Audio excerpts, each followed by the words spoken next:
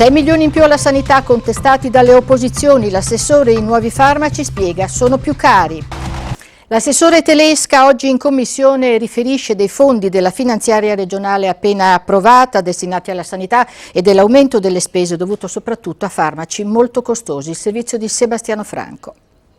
Supera l'esame della terza commissione il testo che andrà in consiglio sulla legge di stabilità per la parte che riguarda la sanità. Passa con i voti della maggioranza mentre l'opposizione si astiene. In discussione l'aumento di circa 6 milioni di euro previsto sui 2 miliardi 241 milioni iniziali della spesa corrente del servizio sanitario regionale.